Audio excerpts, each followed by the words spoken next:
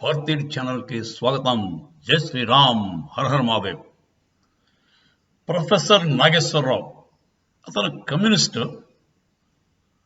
ఆయన one nation one election మీద విచిత్రమైన కామెంట్స్, అబద్ధాలతో కూడిన అర్ధసత్యాలతో కూడిన కామెంట్స్ చేశాడు. ఎందుకు చేస్తారో అర్థం కదండి. ఇతను బీజేపీ మీద అంత ద్వేషం ఏంటో కూడా అర్థం కాదు, ఎందుకో అర్థం కాదు. బీజేపీ చేసే పనులు ఏమీ కనపడవు వాళ్ళకి. ఇప్పటిదాకా మోడీ గారు 10 ఏళ్ళ నుంచి చేస్తున్న డెవలప్మెంట్ వర్క్ ఏమీ కనపడదా?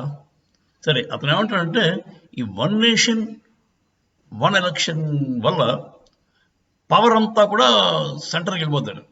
ఎలా అయిపోతుంది నాకు అర్థం కాదు. ఇప్పుడు పవర్కి ఇది దానికి సంబంధం ఉంది. ఎంతసేపు ఎలక్షన్ మోడ్లో ఉండకుండా, ఇప్పుడు ఈ ఎలక్షన్స్ ఏడాదికో ఎలక్షన్, ఒక స్టేట్లో ఎలక్షన్లు జరుగుతుంటే గవర్నమెంట్ ఎప్పుడూ ఎలక్షన్ మోడ్లోనే ఉండదు. పనిచేసేవాడికి పని మీద దృష్టి ఉండదు. ఇంకా ఒక ఎలక్షన్లు ఇవాళ అయిపోయాయి, ఇంకో 5 ఏళ్ళ దాకా ప్రశాంతంగా స్టేట్ డెవలప్మెంట్కో లేకపోతే కంట్రీ డెవలప్మెంట్కో ఫోకస్ చేసే అవకాశం ఉండదు. దీనివల్ల ఎంతసేపు ఈ పంజాబ్లో ఎలక్షన్ అయిపోతే యూపీలో ఎలక్షన్ అయిపోతే అలా జరుగుతూనే ఉంటాయి. పర్పచువల్గా ఎలక్షన్ మోడ్లో ఉండిపోతుంది. ఎలక్షన్ మోడ్ అనేసరికి ప్రామిస్లు, మీకు అది ఇస్తాం ఫ్రీబీజు, తర్వాత ఏమో మిగతా ఆస్పెక్ట్స్ అపీస్మెంటు. కాంగ్రెస్ వాళ్ళు అయితే అవుట్ అండ్ అవుట్ షేమ్లెస్గా అపీస్మెంట్ మాడుతారు. మైనారిటీస్ అంటే ముస్లిమ్సే. ఇండియాలో మైనారిటీ అంటే ముస్లిం. వాడు 30% ఉన్నాయి, 60% ఉన్నాయి, వాడే మైనారిటీ. వాళ్ళని అపీస్మెంట్. సో ఈ కైండ్ ఆఫ్ యాటిట్యూడ్ లేకుండా కొంత టైమైనా అట్లీస్ట్ ఒక గవర్నమెంట్ డెవలప్మెంట్ యాక్టివిటీ చేయాలని చెప్పేసి ఉద్దేశంతో వన్ నేషన్ వన్ ఎలక్షన్ ఉద్దేశం, దాని పర్పస్ అది. ఇంకోటి ఎక్స్పెండిచర్ గవర్నమెంట్కి జరిగే ఖర్చు తగ్గించడానికి. అన్నీ ఒకేసారి జరిగితే కొంత మటుకు ఖర్చు తగ్గుతుంది. అంటే కొంత ప్రెషర్ ఎక్కువ ఉంటుంది ఆర్మ్డ్ ఫోర్సెస్ మీద, వాటి మీద సెక్యూరిటీ ఇష్యూస్లో ప్రెషర్ ఎక్కువ ఉంటుంది. కానీ దాన్ని కూడా మరి స్ప్లిట్ చేస్తారు కదా, 4-5 దఫాలుగా పడతారు కదా. వన్ ఎలక్షన్ అంటే ఒకే రోజు అయిపోదు అన్నీ. సో 4 దఫాలుగా చేసినప్పుడు అంటే పోలీస్ వాళ్ళకి, ఆర్మ్డ్ ఫోర్సెస్కి, వాళ్ళందరికీ కూడా కొంచెం విసురుబాటు ఉంటుంది. అంతా ఒకేసారి చేయడం కష్టం అనుకుంటే. సరే, ఇది బేసిక్గా దీని idea behind this one nation one election is, ఎప్పుడు పడితే అప్పుడు ఎవ్రీ మంత్ గవర్నమెంట్ ఎప్పుడు కూడా ఎలక్షన్ మోడ్లో ఉండకుండా డెవలప్మెంట్ యాక్టివిటీ చేసే మోడ్లో ఉండాలని అదొక ఉద్దేశం. ఇంకో ఉద్దేశం ఏంటంటే amount of money spent for elections తగ్గుతుంది, గణనీయంగా తగ్గుతుంది. 50% తగ్గిపోతున్నాయి అంచనా. అంటే ఎక్స్పెండిచర్ బై ద గవర్నమెంట్కి అయ్యే ఖర్చు ఫర్ ఈచ్ ఎలక్షన్ చాలా ఉంటుంది. అదే ఇవి రెండు కలిపి వచ్చేస్తే సగం అయిపోయింది. దట్ మెయిన్ పర్పస్ ఇది రండి, బేసిక్గా ఇంతే. ఇతను ఏమంటాడు, డిస్ట్రిబ్యూషన్ ఆఫ్ పవర్ అంతా కూడా సెంటర్కి వచ్చేస్తుంది, స్టేట్స్కి అసలు కంట్రోల్ ఉండదు, ఏదో చెప్తాడు. ఎందుకు దానికి స్టేట్స్ పవర్ ఇప్పుడు ఎలా ఉందో అప్పుడు అలాగే ఉంటుంది. ఒకేసారి ఎలక్షన్ జరిగినంత మాత్రం స్టేట్స్ పవర్ తగ్గిపోతాయి. ఎలా తగ్గుతుంది నాకు అర్థం కాదు. సరే, ఇంకోటి ఏంటంటే మన సనాతన ధర్మానికి ఎవరు పాపం దీన్ దయాళ్ ఉపాధ్యాయ మహాత్ముడు అండి. ఆయన సిద్ధాంతాలకి విరుద్ధంగా వెళ్ళిపోతున్నారు వీళ్ళు. ఆయనేమో సనాతన ధర్మం చాలా నమ్మేవాడు. వీళ్ళంతా సనాతన ధర్మం పేరు చెప్పి పవర్ అంతా కూడా గ్రాప్ చేసేస్తున్నారు. అంటే సనాతన ధర్మంలో సెంట్రలైజ్ పవర్ ఉండదు. అంటే మనకి దేవుళ్ళు ఎక్కువ ఉంటారు, ఒక్కొక్క దేవుడికి ఒక్కొక్క పోర్ట్ఫోలియో ఇచ్చాము, కరెక్టే. కొంచెం ఇంచుమించులో ఆయన చెప్పే సరిపోతుంది. కాకపోతే అంటే ఒక సింగిల్ గాడ్ పెట్టుకుని వాడు కాని వాడంతా రాక్షసులు అని చెప్పి, కాఫీర్లు అని చెప్పుకుని వాడిని యాక్సెప్ట్ చేయని వాళ్ళందరూ కఫీలు అని చెప్పేసి వాళ్ళు నరికేయడం ఆ టైప్ ఆఫ్ భావజాలం లేదు మనకి సనాతనంలో. ఆ ఫ్రీడమ్ ఉంది మనకి. మనకి ఎవరు కావాలంటే వాళ్ళు ఎంచుకోవచ్చు. మీరు మీకు ఆంజనేయ స్వామి మంచి బలంగా ఉండి బ్రహ్మచర్యంతో ఉండి తర్వాత సేవాగుణం ఉండి ఈ వినయం విధేయత అవి నచ్చినట్లయితే ఆంజనేయ స్వామి కూడా ఉండదు. అన్ని లక్షణాలు ఉన్నాయి, ఎన్ని మంచి లక్షణాలు ఉన్నాయండి ఆంజనేయ స్వామి దగ్గర. అయినా ఒక్క ఒక్క ఒక్క పిసర పొగడలేదు. మహాబలవంతుడు, మహామేధావి, తెలివితేటల్లో మేధాశక్తిలో ఆంజనేయ స్వామి మించిన వాడాడు. మాట, అతను మాట్లాడితే రాముడే ఆశ్చర్యపెట్టాడు. ఎవడండి ఇతను ఇలా మాట్లాడుతున్నాడు, ఇతను మాట ప్రపంచాన్ని జయించగలదు అన్నాడు ఆయన. రాముడు ఆంజనేయ స్వామిని ఫస్ట్ టైం రాముడు కలిసినప్పుడు ఆయన 2-3 ముక్కలు మాట్లాడాడు రాముడితో. రాముడు ఆశ్చర్యపోయాడు, ఏమిటి ఇతను ఇంత మేధస్సు, ఇంత చక్కగా మాట్లాడగలిగాడు. మాటలో ఎంతైనా ఉందండి.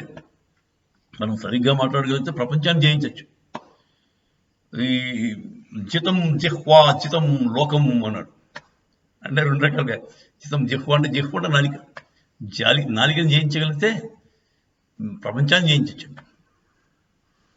సో అదండి బేసిక్గా ఈయన చెప్పేది ఏంటంటే డీసెంట్రలైజ్డ్ పవర్ డిస్ట్రిబ్యూషన్ అనేది మన హిందూ మతంలో ఉంది, సనాతనంలో. దానికి విరుద్ధంగా వెళ్ళిపోతున్నారు, స్టేట్స్ నుంచి పవర్ లాగేసుకుంటున్నారు అని అంటాడు ఆయన. స్టేట్స్ నుంచి పవర్ ఎలా లాక్కున్నారో నాకు అర్థం కాదు. వన్ ఎలక్షన్ పెట్టడం వల్ల స్టేట్స్కి పవర్ తగ్గిపోద్దా? ఎలా తగ్గుతుందో నాకు ఇంకా బాగుండదు. మీకు ఏమైనా అర్థమైతే చెప్పండి. ఇంకోటి, అతను తర్వాత హిమాచల్ ప్రదేశ్లో బీజేపీ వాళ్ళు ట్రై చేస్తున్నట్ట పడగొట్టడంతో, గవర్నమెంట్ పడగొట్టడంతో ఒక్క 5 ఏళ్ళు ఆగలేరా అంటాడు. ఎవడండి పడగొట్టేది అక్కడ? వాళ్ళలో వాళ్ళు గొడవ చేస్తున్నారు, వాళ్ళల్లో వాళ్ళే ప్రాబ్లం క్రియేట్ అయింది. బేసిక్గా రామ జన్మభూమి పూజకి వెళ్ళొద్దని చెప్పిన కాంగ్రెస్ పార్టీ వల్లే వాళ్ళ పతనం స్టార్ట్ అయిందండి. అక్కడ స్టార్ట్ అయింది అనుకో, రాముడి వల్లే అయిందండి. ఎందుకంటే యూపీలో 8 మంది మినిస్టర్లు, 8 మంది MLAs, one of them is a minister, వాళ్ళందరూ కూడా సమాజ్వాడీ పార్టీ నుంచి బయట వచ్చారు. ఎందుకు? వాడు అఖిలేష్ యాదవ్ గారు కూడా ఫత్వా జారీ చేశారు. మీరెవరు రామ 22వ తారీఖు ప్రాణప్రతిష్ఠకి వెళ్ళడానికి వీలేదు. దాంట్లో ఒకతను డైరెక్ట్గా వెళ్ళిపోయాడు, నేను రాముడు వారసుడిని, అయోధ్యకి చెందినవాడిని, నేను ఆపలని చెప్పి అతను డైరెక్ట్గా వెళ్ళిపోయాడు. అప్పుడు వస్తే మిగతా 7 కూడా లోపల చాలా కుమిలిపోయారు. మనోజ్ కుమార్ శర్మ అనే అతను పాపం బ్రాహ్మడు, మనోజ్ కుమార్ పాండే, అతను రాముడు అంటే అభిమానం, వద్దంటే చాలా ఫీల్ అయ్యాడు. సో అతను బయటకు వచ్చేస్తాడు. సో ఇది యూపీలో జరిగింది. మరి అది హిమాచల్ ప్రదేశ్లో జరిగింది. అతని పేరు విక్రమాదిత్య సింగ్. ఆయన చిన్న కుర్రాడు, ఎమ్మెల్యే. వాళ్ళ ఫాదర్ కూడా ఎమ్మెల్యే. వాళ్ళ ఫాదర్ కూడా మంచి పాలిటిక్స్లో ఉన్నాడు. వాళ్ళ అమ్మగారు కాంగ్రెస్ పార్టీకి, లోకల్ కాంగ్రెస్ పార్టీ, హిమాచల్ ప్రదేశ్ కాంగ్రెస్ పార్టీకి చీఫ్ ఆవిడ. సో రాజ కుటుంబం చెందిన వాళ్ళు. అతను రాముడు అంటే అభిమానం. అతను అటెండెడ్ 22వ తారీఖు రామ్లల్లా ప్రాణ ప్రతిష్ఠకి విక్రమాదిత్య సింగ్ గారు వచ్చారు. అతని సొంత అభిమానం, అతని ఎవడాపగలడు. అప్పటి నుంచి అతనికి కాంగ్రెస్ అంటే విరక్తి కలిగి ఉండొచ్చు. అది కాంగ్రెస్ వాళ్ళు చేసుకున్న స్వయంకృత అపరాధం అండి. మూర్ఖులు కాకపోతే రాముడికి అగెన్స్ట్గా వెళ్తే వాడు జో రామ్ కా నహి ఓ కిసి కామ్ కా నహి అన్నాడు. రాముడికి వారు కాకపోతే వాడికి ఎందుకు పనికిరాని వాడు రాని హిందులో. జో రామ్ కా నహి ఓ కిసి కామ్ కా నహి. సో ఆ మాత్రం మన హిందూ దేశంలో మన హిందువులకి ఓట్లేసేవాళ్ళు ఎంత మూర్ఖులు, ఎంత పనికిరాని వాళ్ళైనా హిందువులు. మీరు ఏదో ఫ్రీబీస్ చూపిస్తే వచ్చేస్తారు, వాళ్ళైతే క్యాస్ట్ పరంగా నిలబడకూడదాం, ఎప్ప మభ్య పెడదాం ట్రై చేసిన ఒక్కటి మాత్రం మర్చిపోకండి, రాముడన్నా కృష్ణుడన్నా శివుడన్నా ఎవరైనా మీరు మీరు పొరపాట్లు కూడా వాళ్ళకి వ్యతిరేకంగా వెళ్దాం చూస్తే మీ గొయ్యి మీరు తవ్వుకుంటున్నారు. ఏ పార్టీ అయినా సరే, beat communist party or Congress party or any other party, హిందువులు ఏకమవుతారు, మీ తాట తీస్తారు. అదే జరుగుతుంది. సారీ, రాముడి ఎఫెక్ట్ 2024 ఎలక్షన్స్లో గణనీయంగా ఉందండి, మర్చిపోకండి. నాగేశ్వరరావు గారు తెలుసుకోండి, మీ కమ్యూనిస్ట్ భావజాలను ఆ కమ్యూనిస్ట్ కంట్రీస్లో పవర్ సెంట్రలైజ్డ్ కాదా? ఏ కమ్యూనిస్ట్ కంట్రీలో పుతిన్కి విరోధంగా ఎవడన్నా మాట్లాడమండి, రష్యాలో షీ జిన్పింగ్కి విరోధంగా ఎవడన్నా మాట్లాడమండి? వాడు చెప్పింది కాకుండా ఏదైనా స్టేట్ విరుద్ధంగా వెళ్తుందా?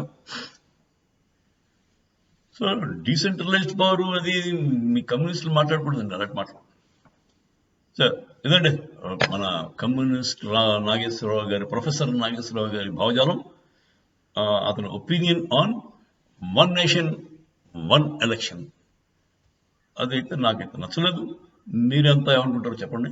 జై శ్రీరామ్, హర హర మహాదేవ్.